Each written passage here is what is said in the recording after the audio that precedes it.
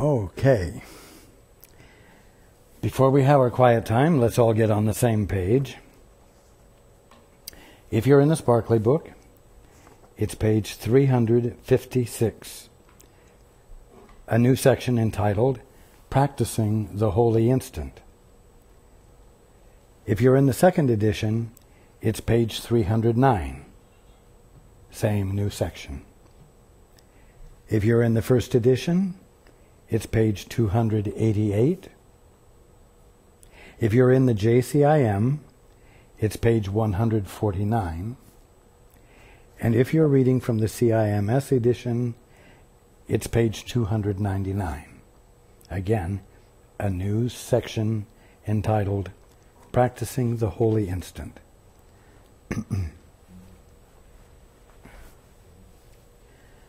Okay, let's take a few moments to be quiet together.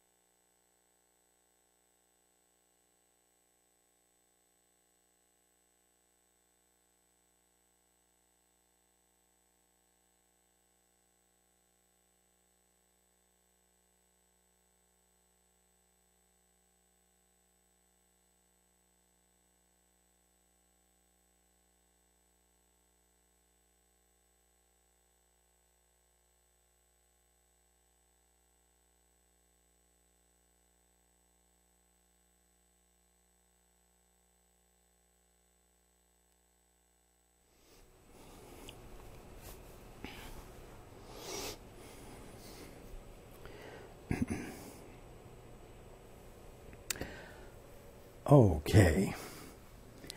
Good evening.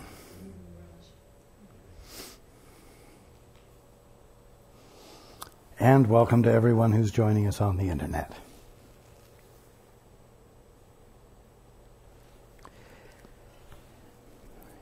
It's been a couple of weeks since we've been together.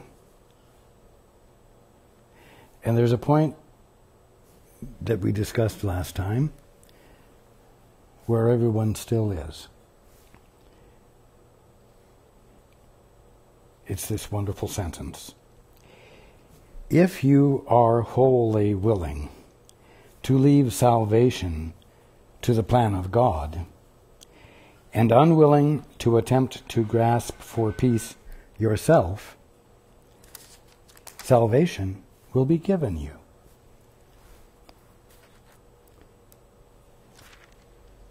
Now, I said everyone is still at that point.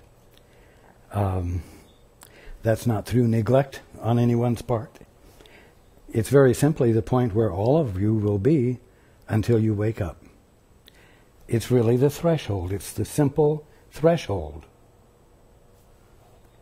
If you are wholly willing to leave salvation to the plan of God and unwilling to attempt to grasp for peace yourself, salvation will be given you.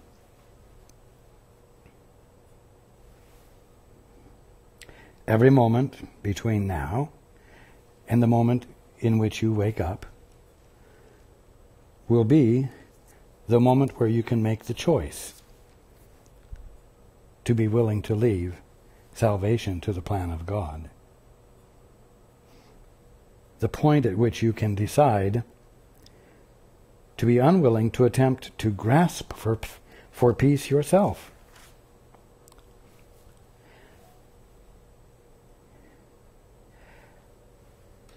At no point is the, quote, process, unquote, going to get more complicated than that.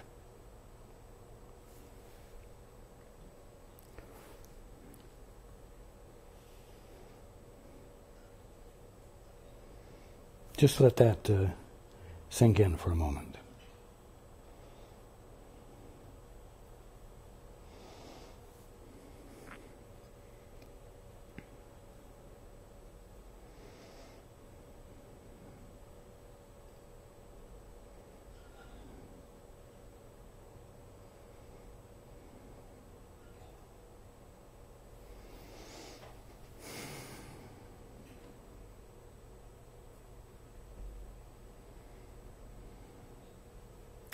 Remember, we spoke a few weeks ago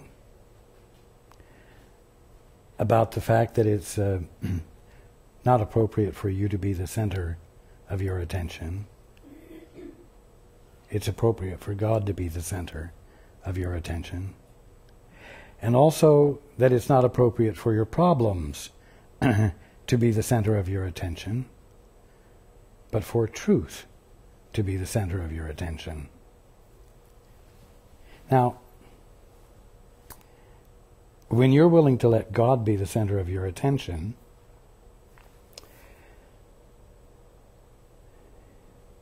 you are allowing yourself to be in a frame of mind in which you are not bringing forth an agenda of your own, an agenda for your salvation, an agenda for your success, an agenda for your health, an agenda for your safety.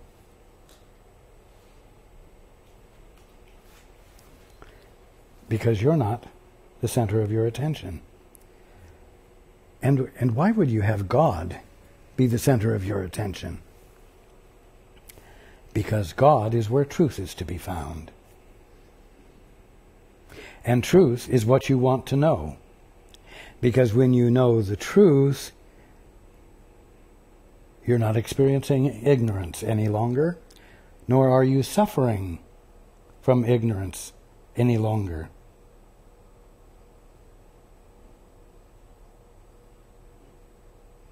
You're in your right mind, with your mind reflecting all that is true about God's mind, because you've let God be the center of your attention, and you have invited in the conscious awareness of truth.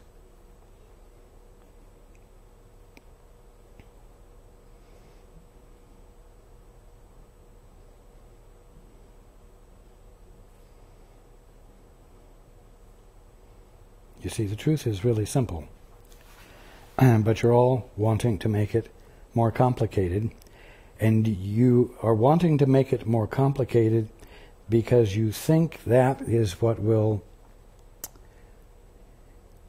give you credibility.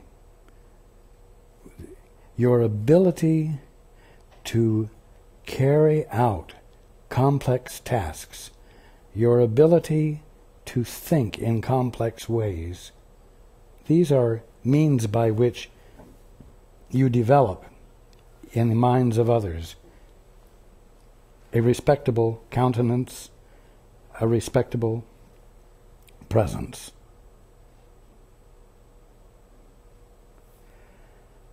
You think.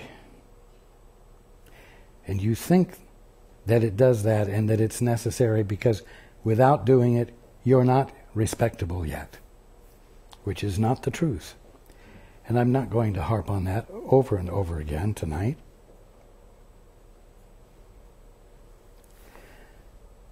Now,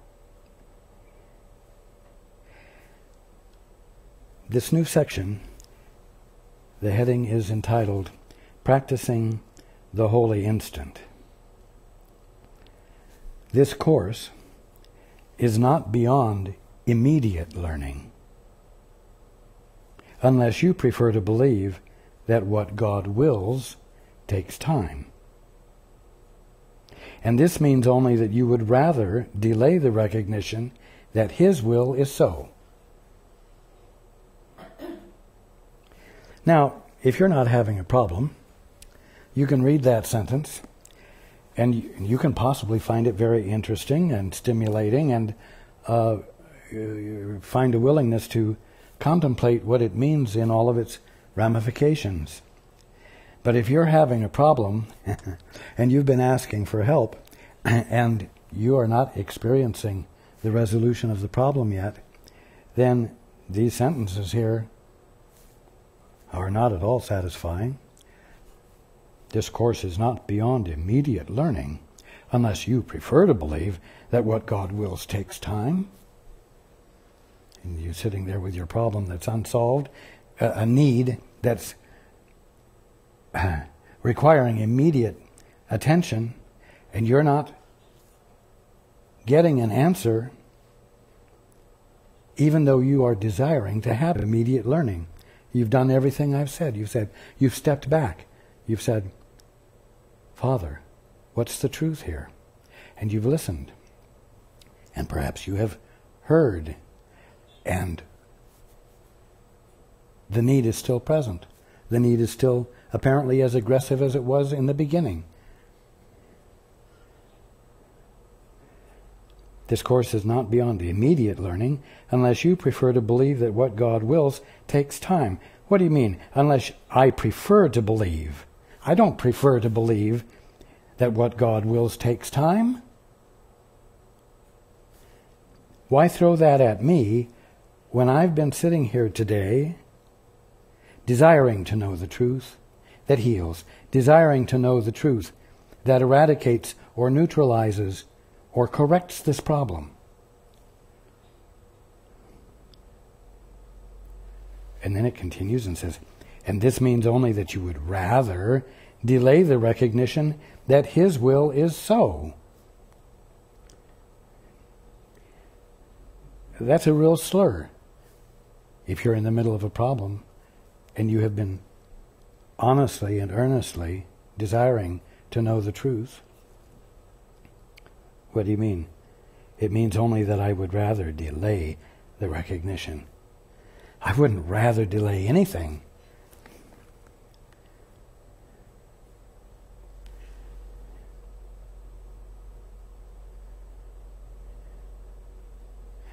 You know, when we've talked about small-mindedness and littleness, littleness is when you're using your mind for your purposes without being joined.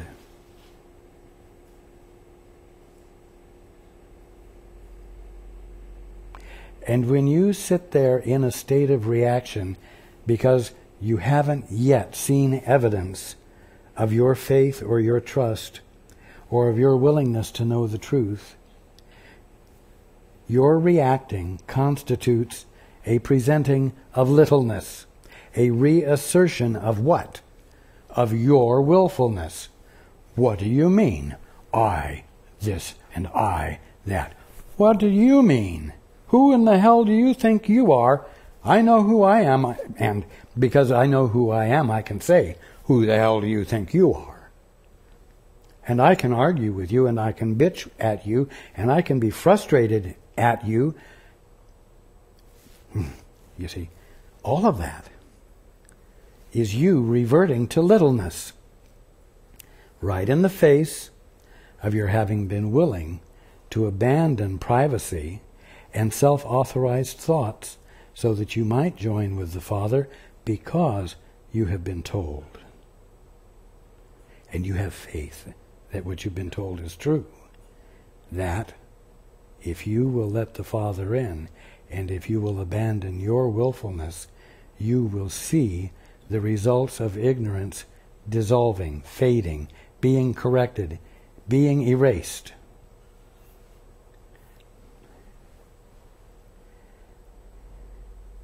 Now, I've brought out before the statement that you are neither behind the point of perfection nor advancing toward it. You are at that point, and you must understand yourself therefrom.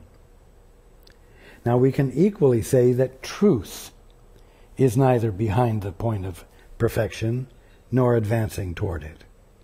It is at that point and must be understood therefrom. So I want to describe something to you here. I want you to imagine that there are like two rooms. One is the room you're in that has the characteristics of you being an independent thinker, an authorizer of thoughts, an authorizer or creator of orderly thoughts.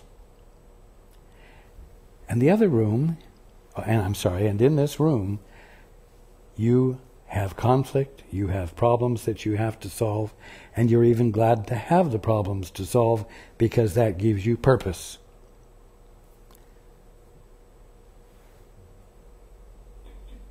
There's another room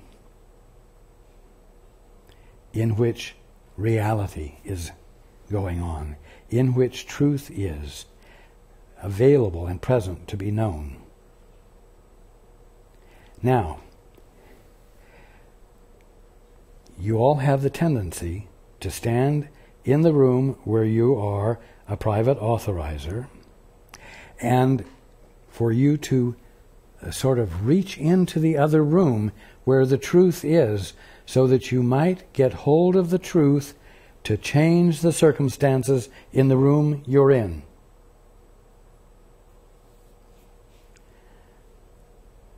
But the saying doesn't say that. It says, truth is neither behind the point of perfection nor advancing toward it. In other words, it partakes of nothing of the nature of the room of independent thinking and the conflict and problems that necessarily accompany independent thinking.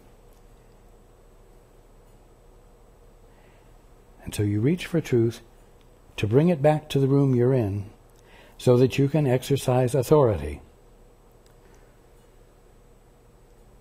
In many ways, this is the way you approach your healing. It's the way in which you do the two-step. You step back and stop thinking, and you ask the Father, what is the truth here? So that you think you might be able to have the truth in your possession and apply it to the situation in the room that you're standing in. But truth can't be understood in that room. And so when you're asking to know the truth, you're asking to have your mind shift from the room of independent thinking and the conflict always associated with it into the room or arena of truth, in which truth is neither behind the point of perfection nor advancing toward it, and therefore neither are you, and the truth that is revealed to you does not become something to apply to the you that was standing in the other room. And that's why the discovery or uncovering of truth is called a miracle. Because it's a sudden shift of perception from the room of independent thinking to the context of truth, to the context of reality, in which nothing is getting better, in which nothing is having truth applied to it, so it is transformed into something better. Now, when you are learning about this, and when you are learning to use your mind in this way, meaning not to use it to make something happen, but to use it to pay attention, to get out of the way in the sense of personal self-assertion, and to let yourself be filled with the truth. When you're learning how to do that, so that the fact that you're not behind the point of perfection and you're not advancing toward it can register with you,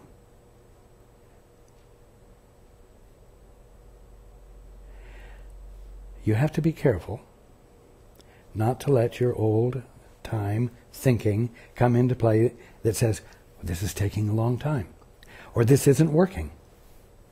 Well, how do you know it's not working?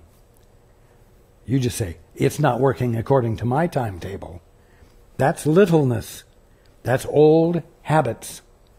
Those are the thinking processes that you have used forever and haven't allowed for healing and transformation to register with you, for you to find yourself moved out of the orphanage into the kingdom of heaven, or from the room of conflict into the context of the kingdom of heaven and harmony. Now, it says this course is not beyond immediate learning. Okay, that's great news. It's wonderful. No argument there.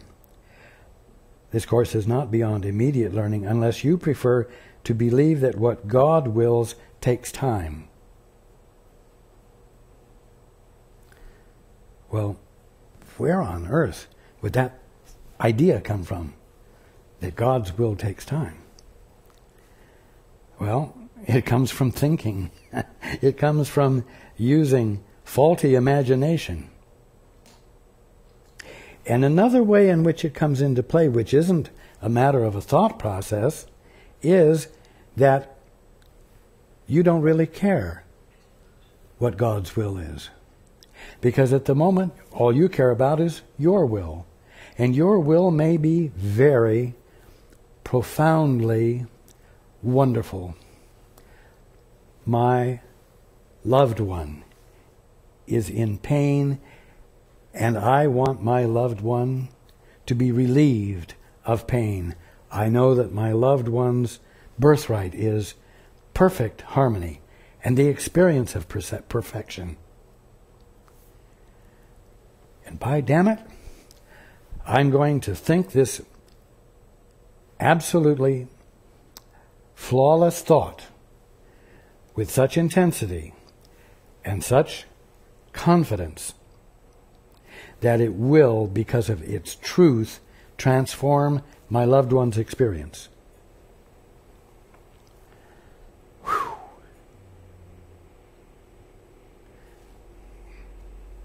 No two-step there. No question, Father, what's the truth here? It's an expression of arrogance, isn't it? As we discussed last week. Arrogance is the one thing that can take your inspiration away. Hey, what is inspiration if it isn't the influx of truth? That which happens when you actually say, Father, what is the truth here? And you do care what the Father's will is. And you're not caring more about what your will is, no matter how well-founded, how well-placed, or how perfect and beneficent it is. This means only that you would rather delay the recognition that His will, the Father's will, is so. You're going to try your will first. You're going to try to be the best damned metaphysician, the best damned spiritual healer you could be, the clearest channel of the Father's healing power. By damn it, you're going to be the best. I'm going to be the best. I'm going to be the best. I'm going to apply myself with the foundation of truth itself to do a holy work.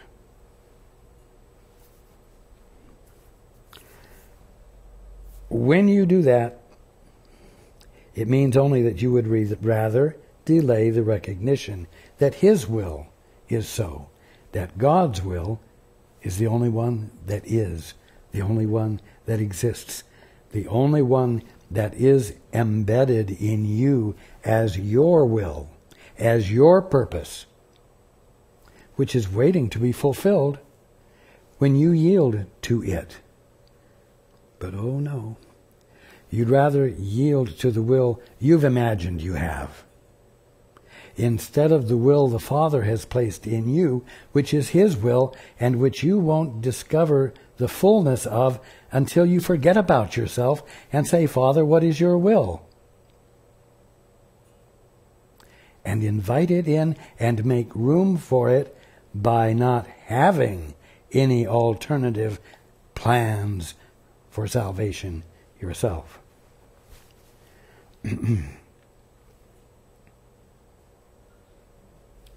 You know, what other plans of salvation might you have? Oh, well, let's see. Let's say your loved one's problem is an inconvenient problem. What if your loved one's problem is getting in the way of something important you have to do? What if your loved one's problem, which of course the Course has taught you, is the result of his or her ignorance, which he or she has brought upon himself or herself, and so therefore it's up to them to correct it, and it's not your problem really, So I can't let my loved one's problem interfere with what? Taking care of number one. Oh. If I were going to make my loved one's problem of primary concern to me, because I truly love my loved one, that would tell everyone else who's expecting to be the center of my attention that they aren't the center of my attention, that my wife or my husband is, and that I'm willing to neglect them for my wife or my husband, my significant other. And I will lose respect, because by damn it, they expect me to follow through on whatever I've promised them I will do, or whatever I have convinced them I am capable of doing for them, so that I might have their allegiance. In other words, their respect. So,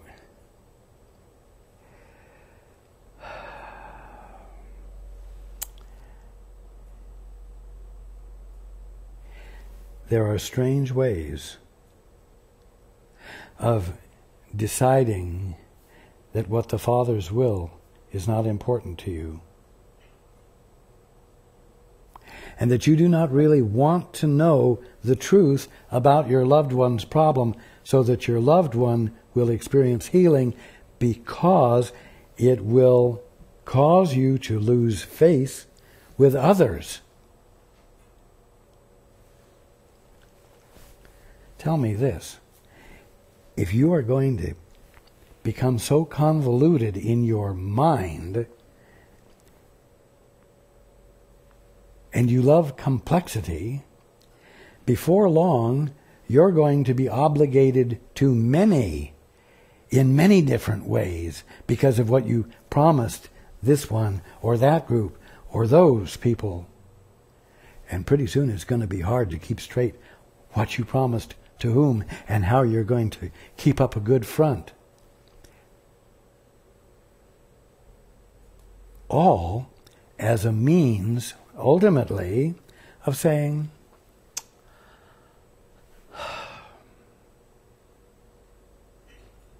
to your loved one, don't have a problem that's inconvenient for me. Don't have a problem that requires me.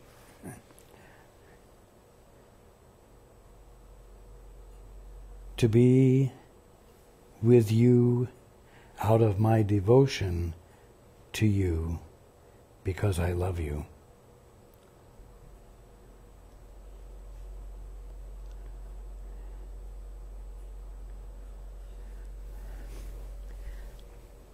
Don't have an inconvenient problem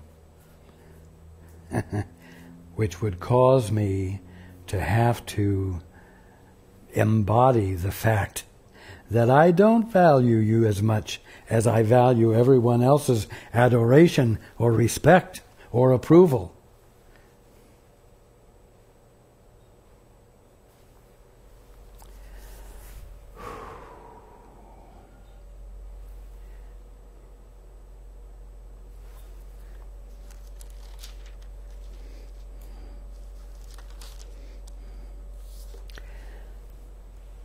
Now, what I've been saying, I've used a loved one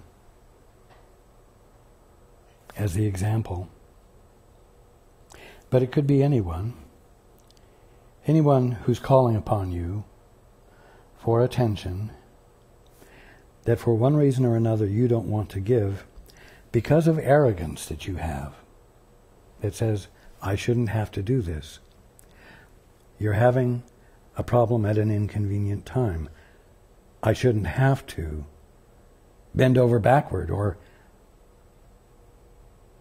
put forth any conscientious effort because right now it's inappropriate.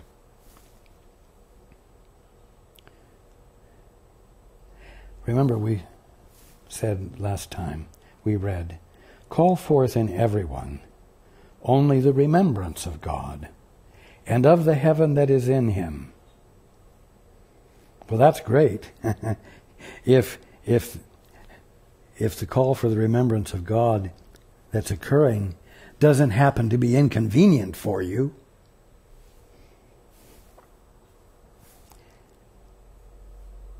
if it's inconvenient, then you say,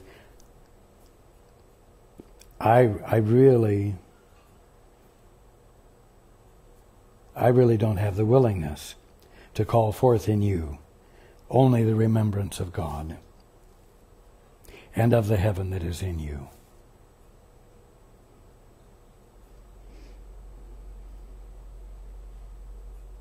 Selfishness. Call forth in everyone only the remembrance of God and of the heaven that is in him.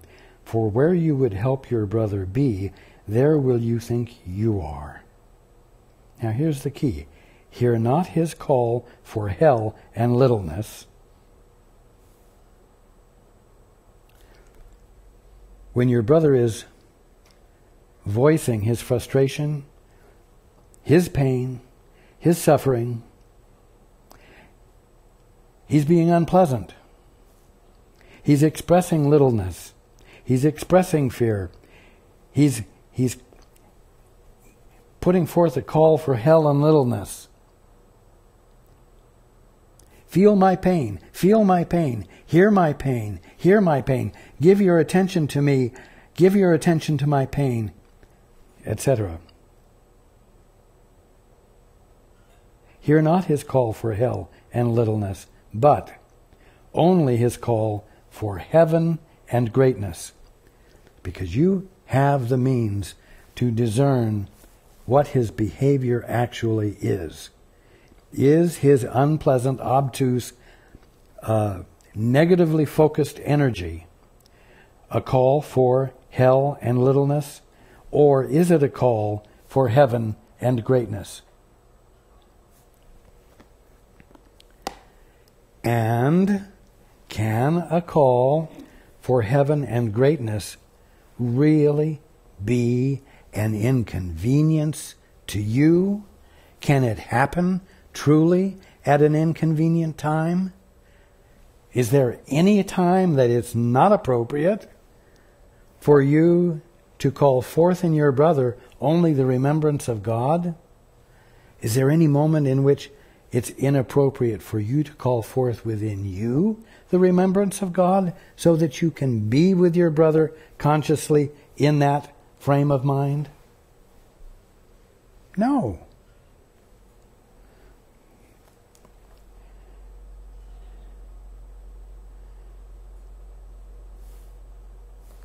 Well,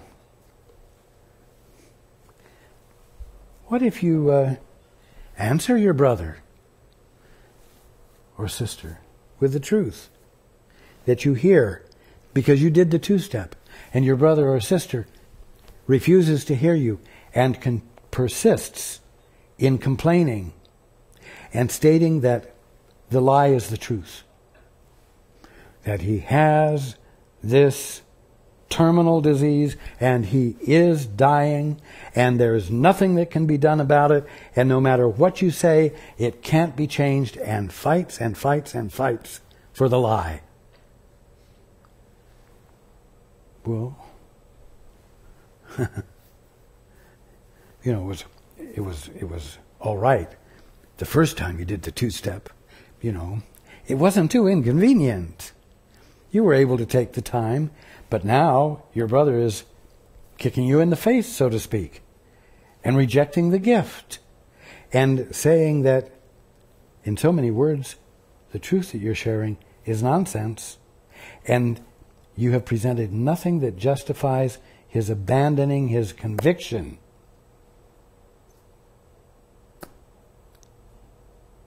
That he has no choice but to suffer and die.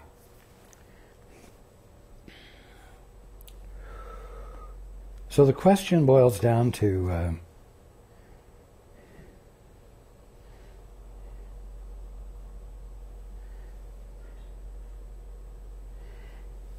at what point does your brother's need constitute a justifiable inconvenience to you so that you can say,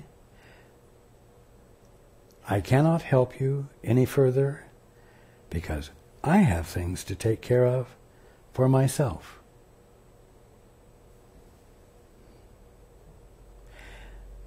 At what point is the abandonment of love as the proper use that your mind is to be put to justifiable?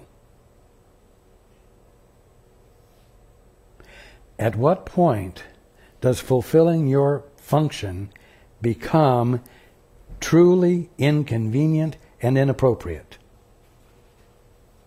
It's a good question. Because if there is a time limit, if there is a point at which it is appropriate for you to withdraw your willingness to call forth in everyone only the remembrance of God,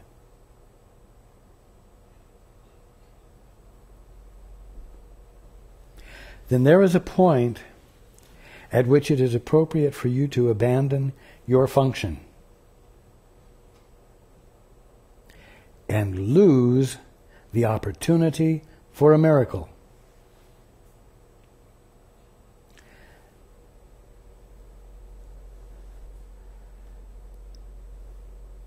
You are neither behind the point of perfection nor advancing toward it. You're not in the room of progress, of development, of becoming better or becoming worse.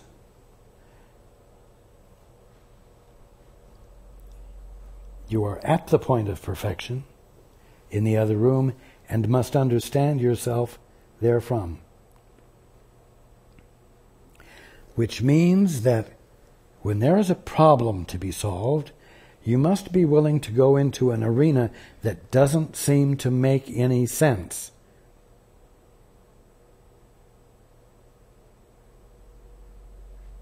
Because you're asked to abide by a knowledge of truth that you will find yourself infilled with, without being able to take that truth and use it, which it is your habit to do. Everything that goes on in your mind is a thing to be used. A thing to be used for your safety. A thing to be used to create invulnerability. A thing to be used to reduce stress and help remove you from inconvenient demands, so that you might find peace without resolution. And that's not what it's about. Now, if a brother is behaving negatively and in a harmful way, and if that brother won't stop, no matter how clearly you share with him the very truth that would allow him to abandon his misunderstanding, if he insists on behaving in a way that would be harmful, you must, as I've said before, do whatever it takes to disallow for the harm to occur. But you cannot afford to treat the brother as though his problem is an inconvenience to you, that it's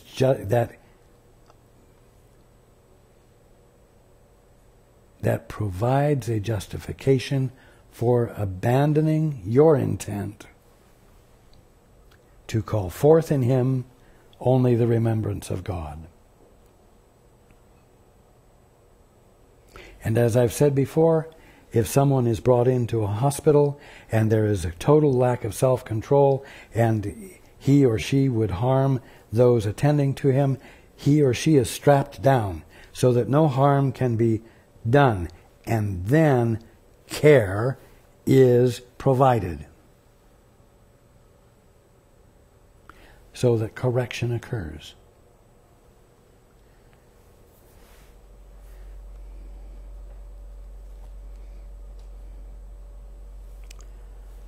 Now, I'm going to go back to where we began. This course is not beyond immediate learning, unless you prefer to believe that what God wills takes time. And this means only that you would rather delay the recognition that His will is so. And I've just gone through various examples of how you justify a delay in the recognition that His will is so, and not yours. You have many ways of justifying, governing yourself and your behavior toward your brothers according to your will, without violating your will, without letting your will be modified in any way.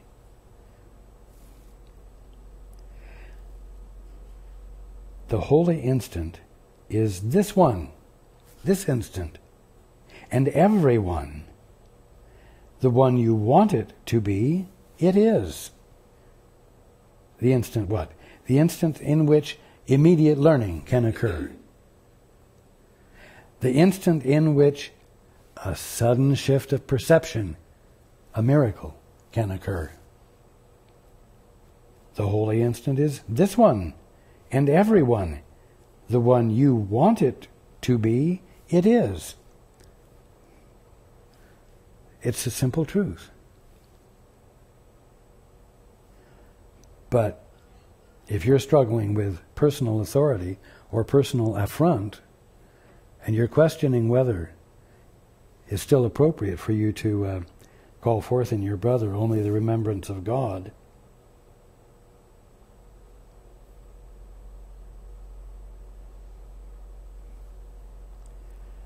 this moment will not be the one in which the miracle occurs.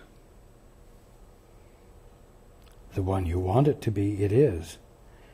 The one you would not have it be is lost to you. It's very simple.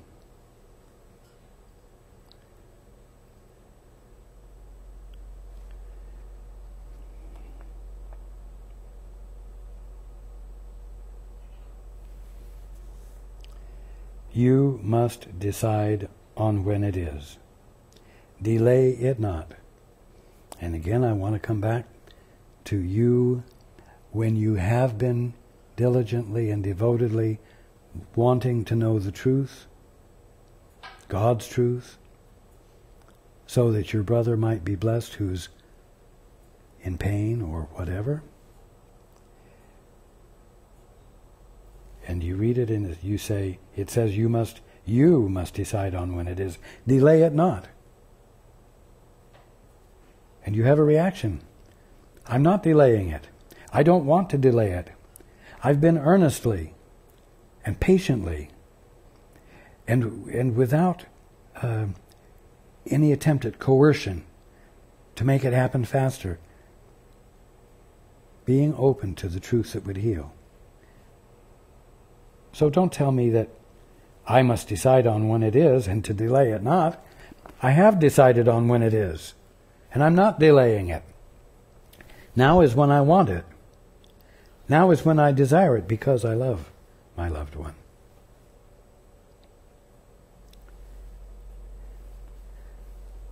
If the correction hasn't occurred, then somewhere you are still holding out for your will. Somewhere you're saving face, or somewhere you're saving your ass. You're not going to bring it out into the full open center stage.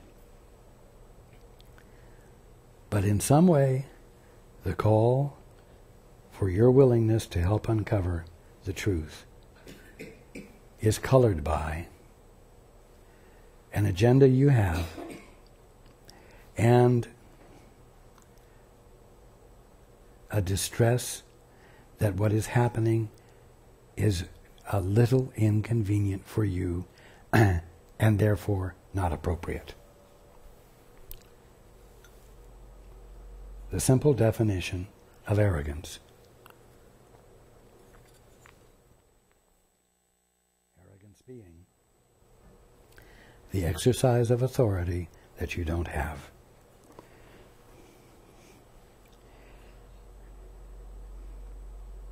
The holy instant is this one, and every one. The one you want it to be, it is. The one you would not have it be, is lost to you. You must decide on when it is. Delay it not. 4. Beyond the past and future, or we could say separate and apart from the past and future, in which you will not find it, it stands in shimmering readiness for your acceptance. What does? Well, the truth does. But in this case, it's referring to the learning that the Course makes available and encourages and nurtures. Learning. Growth, you might say. Transformation. The miracle that constitutes the sudden shift of perception, where ignorance is replaced by knowledge or knowing. For beyond the past and future, separate and apart from the past and future, in which you will not find it, it stands in shimmering readiness for your acceptance. Yet you cannot bring it into glad awareness while you do not want it. Oh, but I do want it. But damn it, it's such inconvenient timing. And how am I going to deal with these others who were expecting something from me at the very moment that I'm called to be here? It's not fair. Ooh, there's all that littleness again. The private thinking that constitutes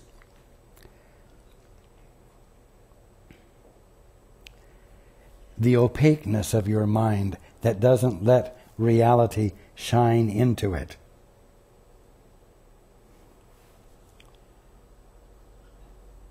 Yet you cannot bring it into glad awareness while you do not want it, for it holds the whole release from littleness. Your practice must therefore rest upon your willingness to let all littleness go. What does that mean? All littleness. Remember, littleness is constituted of thoughts you are originating in the absence of being joined with the Father, in the absence of being joined with the Holy Spirit, which is nothing more than your right mind.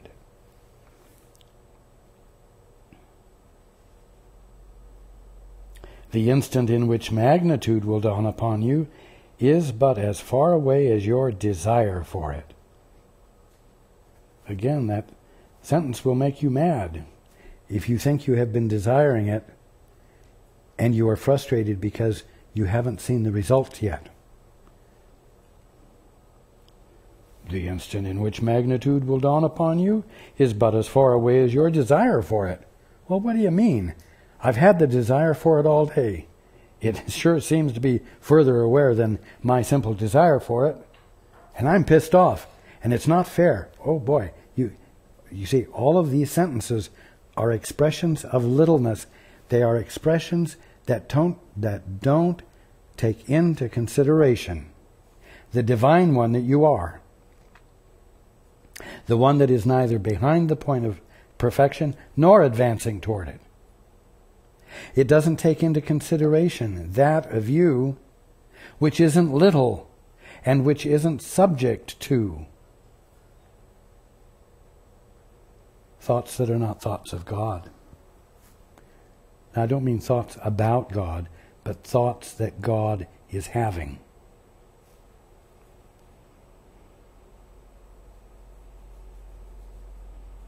As long as you desire it not, what?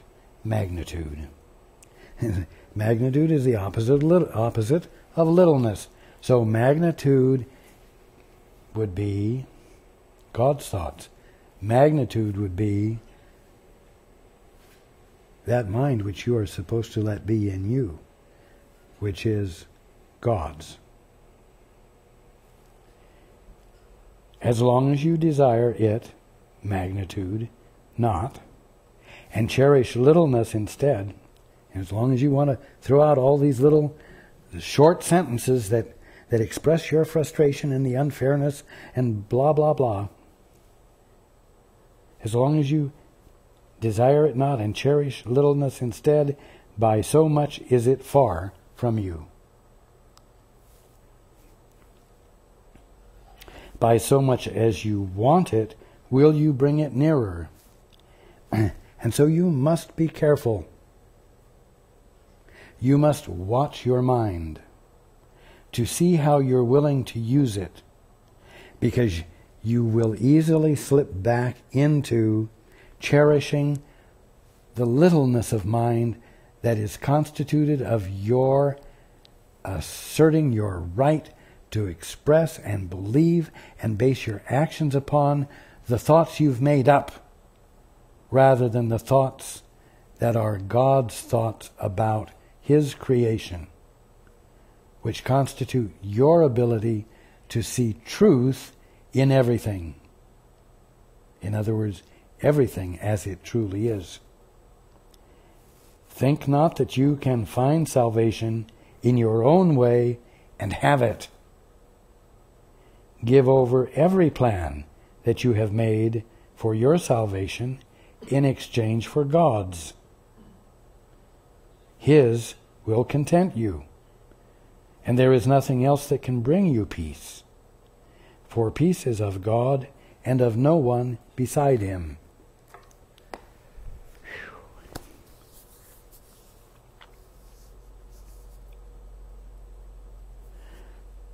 The sooner you're willing to consider that any ideas you have come up with on your own about how things work cannot possibly be the truth because you came up with them on your own, as an orphan, as an independent entity that it's impossible for you to be.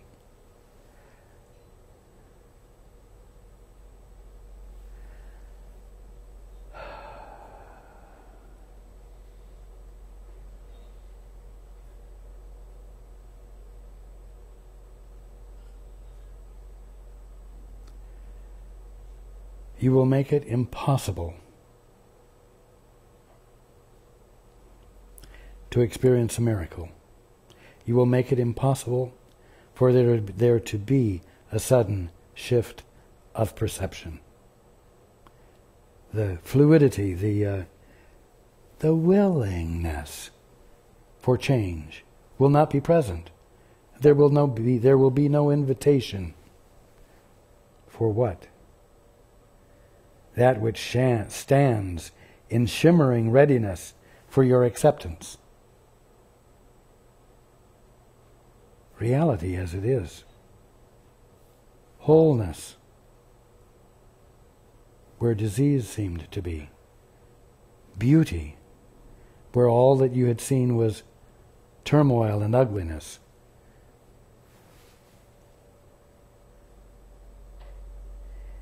Be humble before Him, God, and yet great in Him.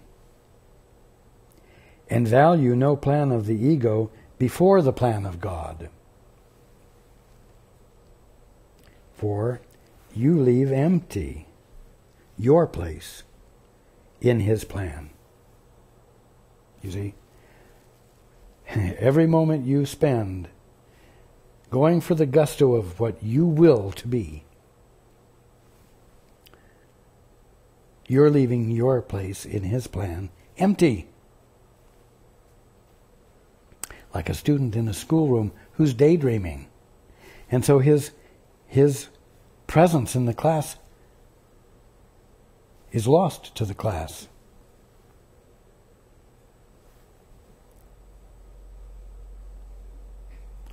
Value no plan of the ego before the plan of God, for you leave empty your place in His plan, which you must fulfill if you would join with me, by your decision to join in any plan but His.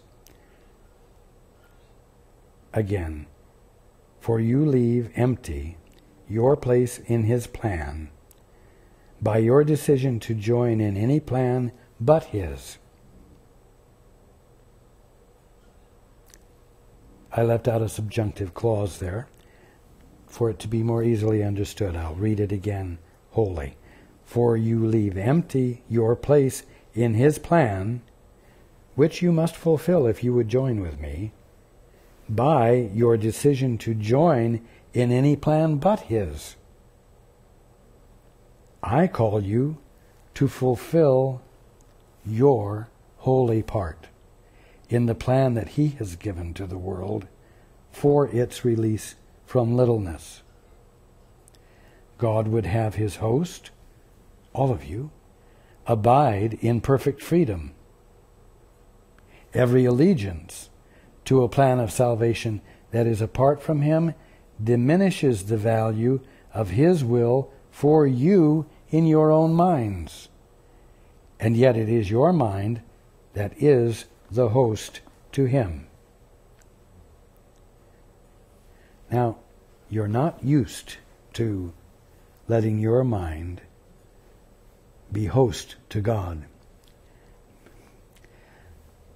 You either occupy most of the space with your own thoughts about yourself, or if you have become acquainted with God and you have invited God in, you still reserve space there for you to be your own independent, willful presence, accomplishing things that you feel are worthy of being accomplished without asking God, what's the truth here?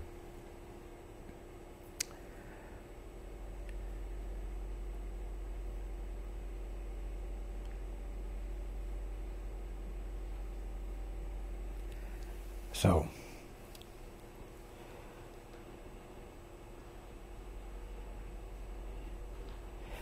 you're not used to thinking in terms of a shift from the room of independent thinking and the conflict and the surmounting of conflict that are characteristic of it for the context or room in which the experience of truth is available, and from which it is your birthright to be experiencing not only truth, but yourself.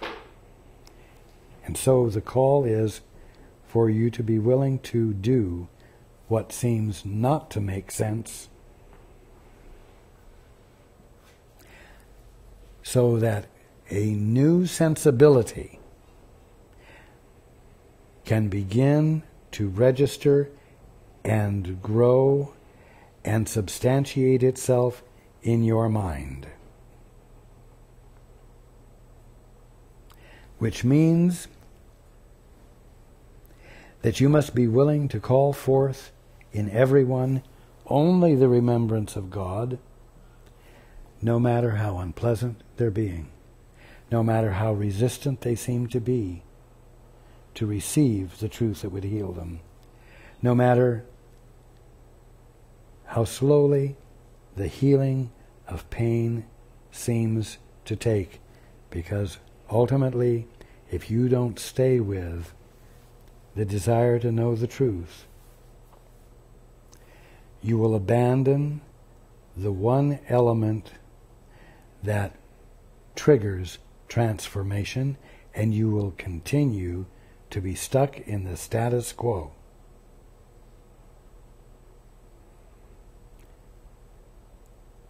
You cannot afford to let your mind be distracted from your decision to let God be the center of your attention, not yourself, and for the truth to be the center of your attention, not your problems.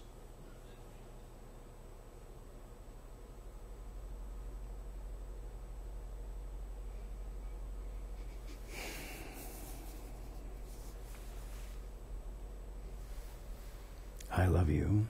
I love you. I love you. I love you. I love you. I love you. I love you. And you. I love you, and I love you, and I love all of you who are watching.